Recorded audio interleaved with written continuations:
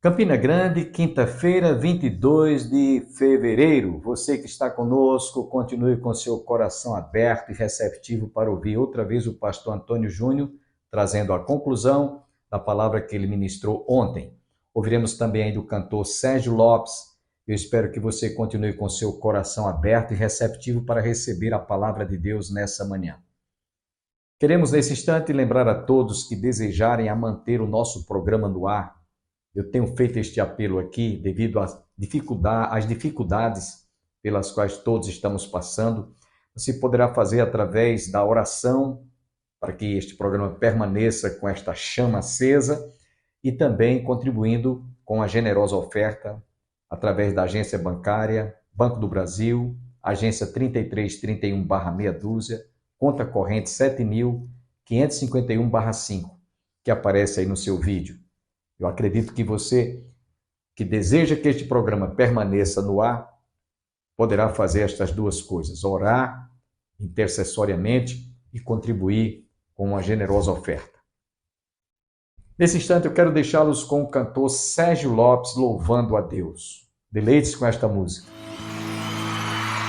O amigo que eu encontrei me surpreendeu. Quando todos me deixaram, ele me acolheu e sarou minhas feridas, das algemas me livrou. Lhe falei do meu dilema e ele me escutou. Lhe falei do meu passado e me perdoou. Isso teve um alto preço que ele já pagou. Me mostrou as mãos feridas por amor de muitas vidas, e uma dessas muitas vidas era eu. Quem nesse mundo amor tão grande pode ter, de entregar a própria vida sem temer? Quem já sentiu a dor de ser cravado em uma cruz, pagando pelos erros que não cometeu,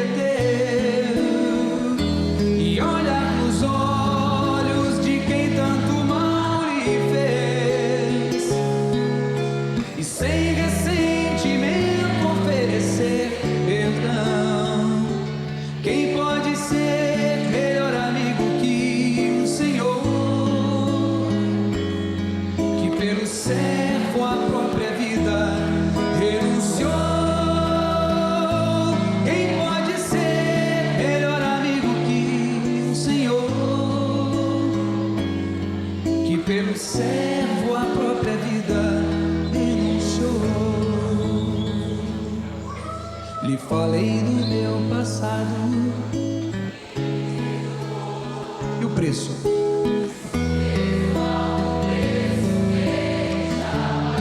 Lá na cruz me mostrou as mãos feridas, e uma dessas muitas vidas era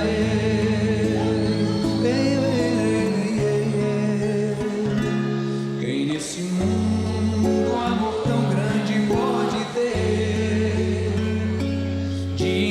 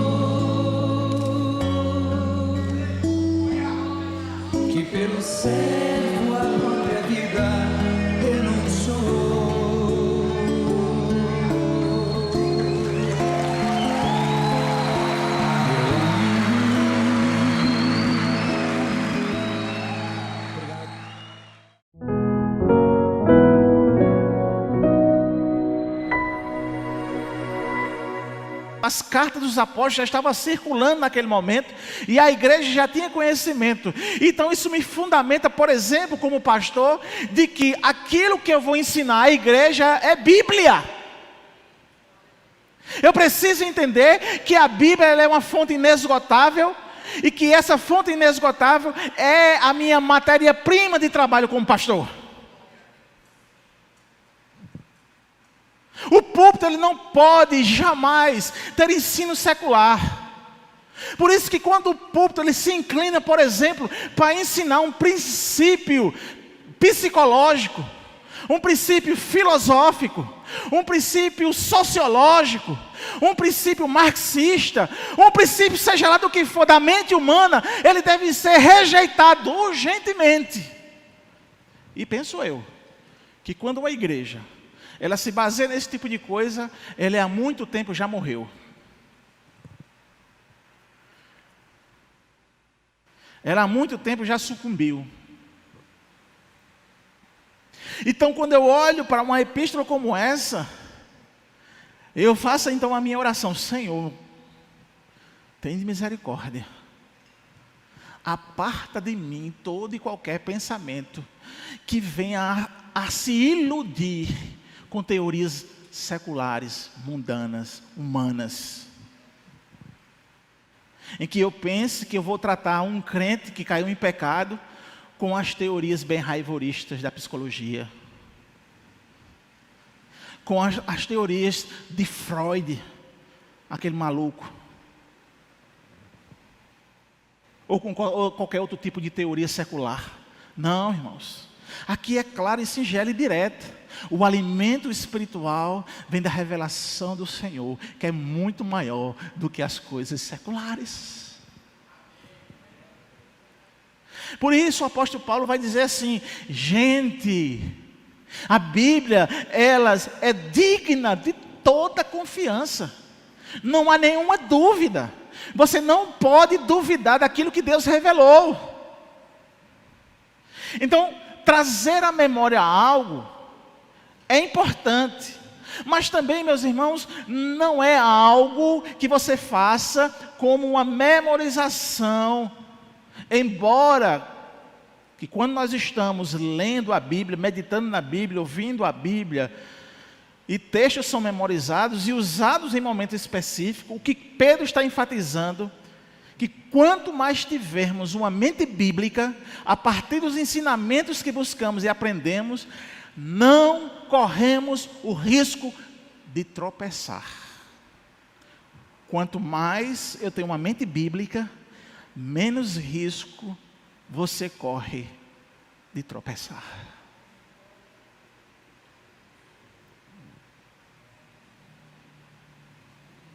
Mas por que então há esse perigo de tropeçar?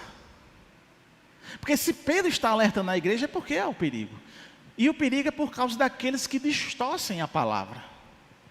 Daqueles que destroem, por exemplo, a interpretação da palavra. Os falsos mestres, eles sempre assolam a igreja. São pessoas que a Bíblia se refere como sendo escarnecedores. Aqueles que, semelhante à passagem de Jesus Cristo nas ruas estreitas de Jerusalém, naquela manhã de sexta, onde ele caminhava ali ensanguentado, levando a cruz ao Gólgota, havia multidões que cuspiam, falavam palavras humilhantes de desprezo pelaquele que estava sendo condenado. Então Pedro afirma que tais pessoas, que também se colocam como mestre, são pessoas que ridicularizam a verdade, distorcendo para o seu bel prazer. E aqui a gente podia então elencar uma enorme lista de igrejas, pessoas que fazem esse tipo de coisa. Vários movimentos, não só ali na igreja primitiva, mas ao longo da história da igreja, também nos dias de hoje. Hoje basta apenas digitar 3 letras e já aparece o herege no YouTube.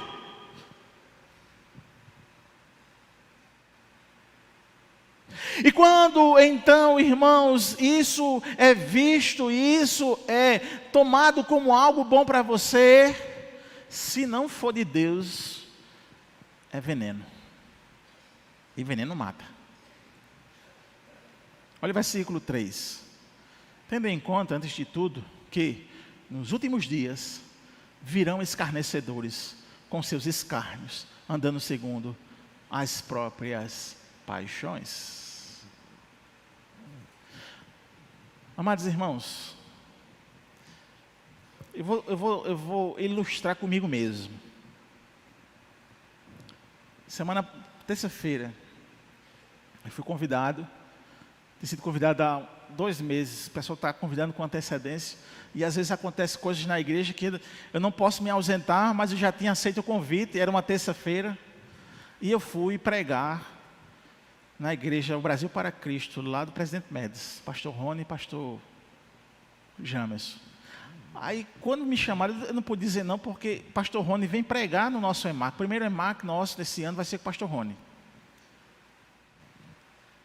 Mas quando eu aceitei, estava perto de chegar, um menino mandou uma mensagem para mim, disse: pastor, envie o número do seu Pix, porque costumeiramente nós ofertamos a quem nós convidamos e, consequentemente, quem é convidado recebe a oferta. E nesse dia, eu disse: não, abençoado, só o fato de você ter me convidado para ir pregar na sua igreja, para mim já estou sendo abençoado. E eu devolvo a oferta para a igreja, para abençoar a igreja. Normalmente, irmãos, essas ofertas são para custear o combustível.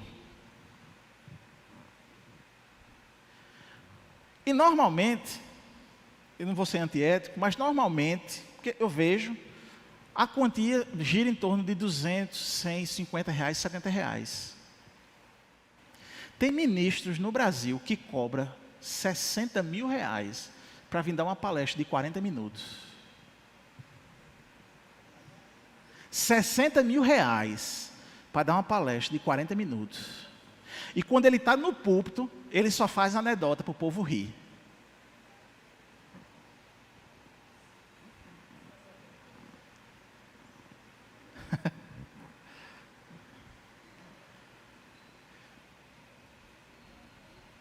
Pessoas que fazem esse tipo de coisa é porque têm ouvidos que a ouvem e que gosta de fábulas. Paulo escrevendo a Timóteo, na 2ª carta, capítulo 4, verso 4. E desviarão os ouvidos da verdade, voltando às fábulas. Não é nada novo debaixo do céu. É a mesma coisa. Mas é estarrecedor. A realidade é que alguns querem para si um Deus montado, fabricado, de acordo com a sua própria vontade. Pinta-se um Deus abobajado, romantizado, que é totalmente fora da realidade das Escrituras. E outra coisa que Pedro vai dizer também, que além desses mestres, existe a fé secularizada, que tem crescido muito. A crise que se instala nessa fé secularizada é que os membros que se apresentam para o culto no domingo têm pouca ou nenhuma relação com o que fazem nos outros 6 dias da semana. Versículo 4. E dizendo: onde está a promessa da sua vinda? Porque desde que os pais dormiram, todas as coisas permanecem como desde o princípio da criação. A fé secularizada faz com que você negue princípios bíblicos, como eles estavam negando aqui à volta de Cristo.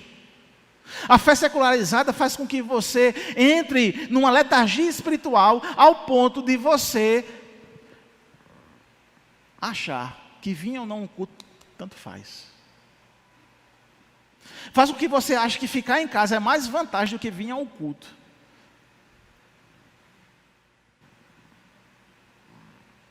Podemos entender então que o contexto desse texto não é diferente. As multidões ouviam e liam os profetas e apóstolos, mas também outros tantos estavam apenas de fachada, deturpavam a verdade de Deus em benefício próprio e faziam assim a vontade do inimigo. Pedro denuncia que os falsos mestres tinham esquecido que foi a palavra de Deus que criou tudo, que fez surgir o que não existia. E esse é o contraponto de Pedro, maravilhoso. Era que ele era o apóstolo, pastor, cuidando do rebanho, e vai dizer: vocês estão negando isso aqui, mas foi a palavra dele que fez surgir todas as coisas, e a palavra dele jamais falhará. Se está demorando, é na perspectiva humana, mas no tempo de Deus está tudo cronometrado, bem direitinho, eficazmente, e vai acontecer. Aleluia. Versículos 5 e 6.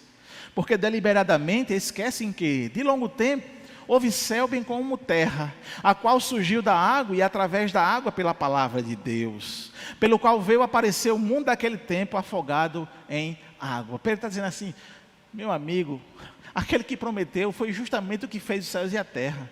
Aquele que prometeu é que já acabou o mundo com água, que fez com que a terra se afogasse em água.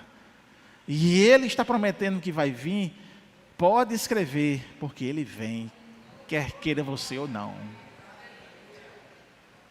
Então Pedro faz esse apelo, ele nos chama para crermos na palavra, para mergulharmos nesse imenso oceano de conhecimento de Deus, que leva um ser humano comum às mais impactantes experiências espirituais e que é capaz de transformar definitivamente o futuro de qualquer pessoa. Versículo número 7. Ora, os céus que agora existem e a terra, pela mesma palavra, têm sido entesourados pelo fogo, estando reservados para o dia do juízo, a destruição dos homens ímpios. Essa chamada pastoral de Pedro é para que todo crente tenha sabedoria do alto e não caia nas fábulas engendradas pela mente humana. Pedro está apelando para que a igreja, ela de fato creia, mergulhe na verdade do Evangelho.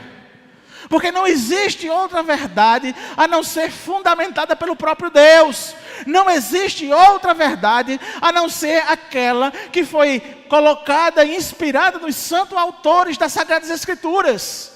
Pedro está dizendo que você perde tempo toda vez que você dá ouvidos a qualquer coisa que é dita fora da verdade das Escrituras. Portanto, meus irmãos, sendo um apologista, para que eu me defenda das heresias, eu preciso conhecer o Evangelho, a verdade, a palavra de Deus. Porque quando você ouvir um som que destoa do que é revelado nas Escrituras, opa, está errado, não é de Deus. E aí Pedro, dentro dessa chamada pastoral, ele lembra que Deus é um ser eterno. Versículo 8. Há todavia uma coisa, amados, que não deveis esquecer, que para o Senhor um dia é como 1000 anos e 1000 anos como um dia. Ele lembra que Deus é um Deus de paciência, né? Lembra das perfeições de Deus que a gente está estudando aqui nas quintas-feiras? Versículo 9. Não retarda o Senhor a sua promessa, como alguns a julgam demorada. Pelo contrário, Ele é longânimo para convosco, não querendo que nenhum pereça, senão que todos cheguem ao arrependimento. Se Jesus tivesse voltado, não sei, há 20 anos, há 30 anos atrás, você não teria a chance de ser salvo. Mas pela paciência de Deus, Ele está esperando até que o número dos seus eleitos sejam reunidos. Ele não está demorando. Ele está esperando pacientemente que os mundanos, ao ouvir o Evangelho, se convertam. Aleluia! Ele esperou você, quando você estava lá no mundo, fazendo tudo que não prestava. Ele estava ali esperando, longanimamente. Tu é meu, viu? Tu não me escapa da minha mão, não. Um dia eu vou te encontrar, aleluia. E tu lá, no forró, pensando que estava abafando. E Jesus esperando você, aleluia. Essa é a longanimidade de Deus, irmãos. E é por isso que Ele não voltou ainda. De completar o número dos eleitos, que eu e você estamos incluídos, amém? Aleluia. E aí esse pastor lembra também, Jesus voltará. Virá, entretanto, como ladrão o dia do Senhor, no qual os céus passarão com estrepitoso estrondo, e os elementos se desfarão abrasados. Também a terra e as obras que nela existem serão afligidas. Pedro lembra que o crente tem a sua vida pautado na santidade e na devoção. Versículo 11. Visto que todas estas coisas hão de ser assim desfeitas, deveis ser tais como os que vivem em santo procedimento e piedade. Seja santo e devoto, seja santo e adorador, seja santo e espiritual. E ele lembra também da bendita esperança de todo crente. Todo crente tem essa bendita esperança. Que esperança é essa? A vinda do Senhor e a morada definitiva de todo crente. Verso 12 e verso 11. Esperando e apressando a vinda do dia de Deus, por causa do qual os céus incendiados serão desfeitos e os elementos abrasados se derreterão. Nós, porém, segundo a sua promessa, esperamos novos céus e nova terra, nos quais habita a justiça. Aleluia. Aleluia. Aleluia. Meus irmãos, toda a dor será desmanchada. O canal lacrimal será desfeito. Aleluia. A gente não tem ideia do que será viver nos novos céus e nova terra. Mas o fato é que na igreja a gente já pode desfrutar do pedacinho do céu, desse gozo maravilhoso, que é estar na presença do Senhor. De estar numa noite como essa. Aleluia. Então, meus irmãos, devemos viver de forma piedosa. Costumeiramente nós temos a sensação de que Deus não está conosco, de que Ele nos abandonou. E isso, irmãos, devo dizer a vocês, é a expressão do nosso viver pecaminoso e incrédulo. Quando a gente olha para Davi, ele também passou por esse momento, quando ele expressou: livrou-me dos meus temores. Quando ele usa essa expressão no plural, ele expressa que não passou apenas por um temor, mas parece que inúmeras aflições aplacaram o coração de Davi. Desenvolvendo então, irmãos, uma rotina de oração, de devocional, que a aproximação de Deus acontece. É quando Deus aquece o nosso coração com o fervor necessário para continuarmos confiando e amando a Ele. Por isso você deve viver também de forma santa. Portanto, amados, enquanto esperam estas coisas, empenhem-se para serem encontrados por Ele em paz, imaculados e inculpáveis. Irmãos, me preocupa quando noto que estamos tão acostumados a mentir, que ao praticar a mentira, nenhum lampejo de arrependimento eclode em nossos corações. Parece mais que estamos nos acostumando com isso e não fazemos caso para nos entristecer e abandonar a mentira. o pecado. O apelo que Pedro faz é para que a igreja desperte do seu sono. É como se ele dissesse: acorda, minha gente. Jesus já encontrou vocês. Desperta. O Senhor já se revelou.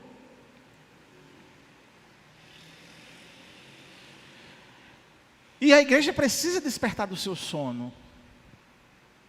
E comece a agir antes que seja tarde demais.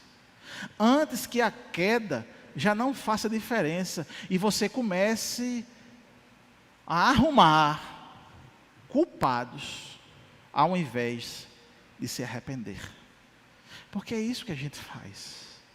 Quando a gente está tão envolto à lama do pecado, quando a gente está envolto a tanta safadeza, a tanta coisa ruim, que é a mentira, por exemplo,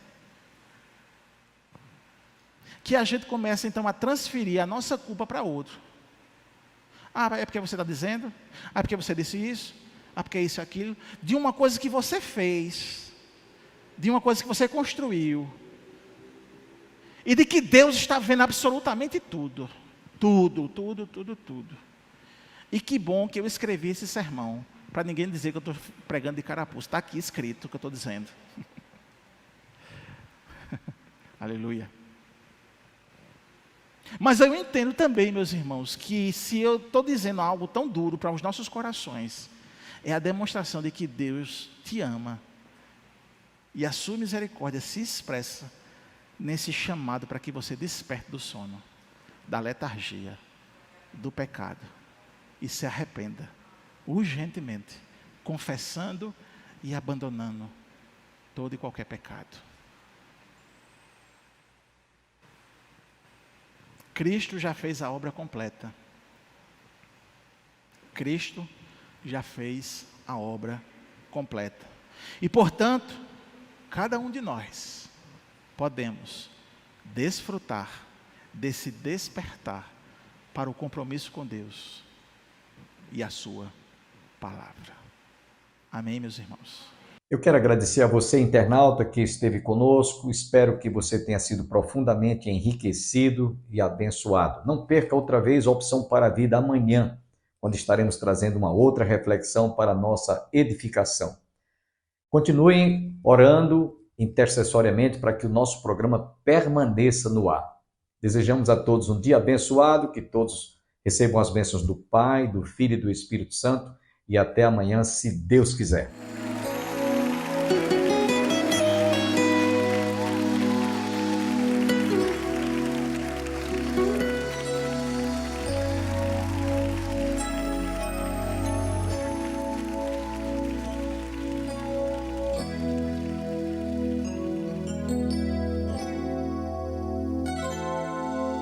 O mundo me deu flores quando lá chegou.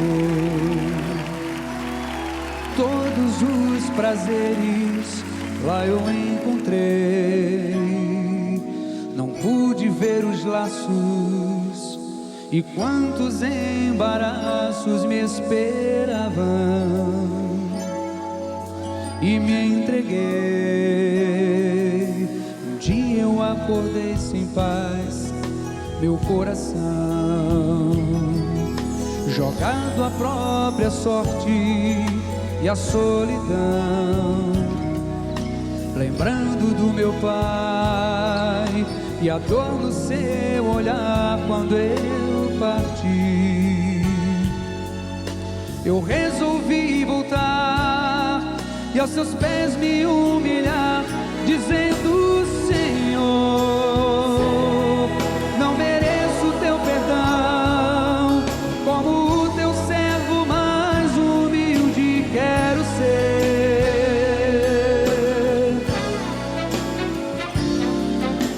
Teu amor, só agora percebi, é a riqueza que de todas mais preciso ter. Com ternura me abraçou, os meus erros esqueceu e fez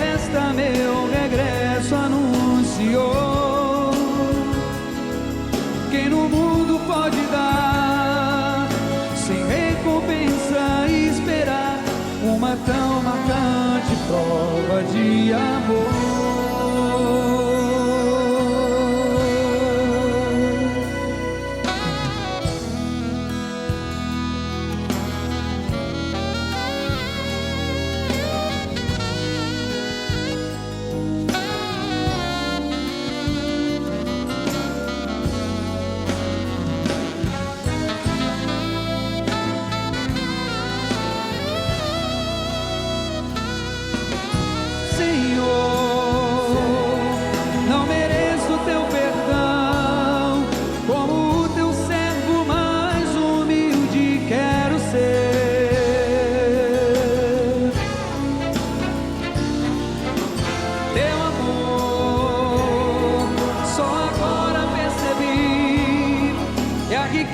Que de todas mais preciso ter. Com ternura me abraçou, os meus erros esqueceu, e em festa meu regresso anunciou.